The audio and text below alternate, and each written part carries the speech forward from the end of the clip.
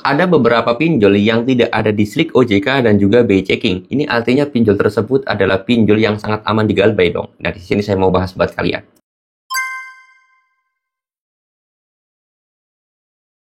Assalamualaikum warahmatullahi wabarakatuh teman-teman semuanya. Pada kesempatan video kali ini saya ingin membahas dari pertanyaan teman-teman semuanya. Ini banyak banget nih yang menanyakan dan juga ada juga yang bahkan ngasih tahu ada seorang gampangnya sih edukasi terhadap yang namanya pinjol yang tidak ada slip OJK dan juga BI checkingnya. Oke, di sini saya mau bahas buat teman-teman semuanya terhadap pinjol yang tidak ada slip OJK-nya atau BI checkingnya. Dan saya juga menemukan ya teman-teman semuanya ada konten kreator edukasi pinjol yang mengatakan bahwa pinjol yang tidak ada slip OJK-nya dan juga BI checkingnya aman untuk digalbay. Nah, data kita nanti bakalan aman juga. Oke, di sini saya pengen bahas ya.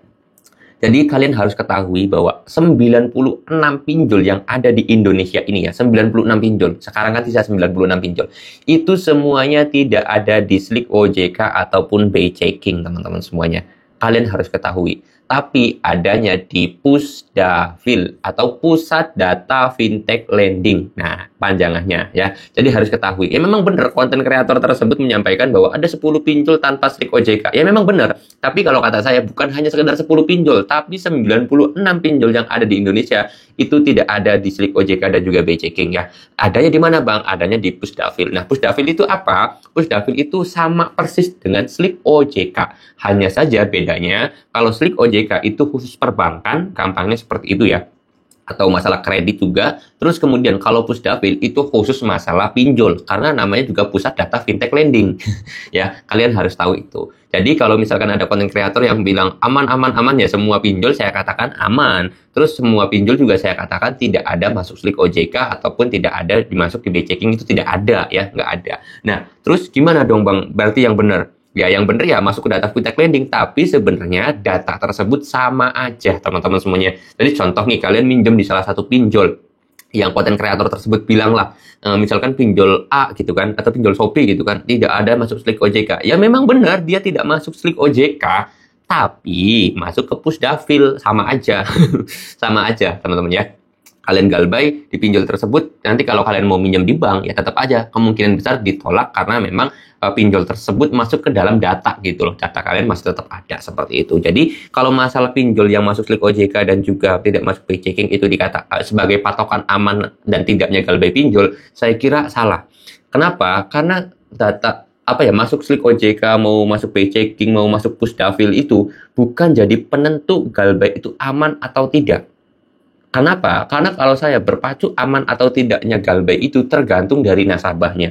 Kalau nasabahnya bisa mengontrol, nasabahnya bisa menahan, nasabahnya bisa mengatur, itu yang saya katakan aman. Tapi kalau misalkan galbay pinjol itu diukurnya dari tidak masuk Slick OJK, tidak masuk BI checking, tidak masuk Pusdafil, itu kalau kata saya salah.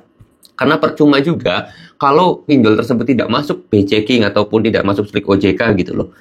Tapi nasabah tersebut selalu gali lubang, tutup lubang, selalu stres, selalu depresi, selalu ketakutan ketika diancam dan yang lain sebagainya. Justru itu yang bahaya.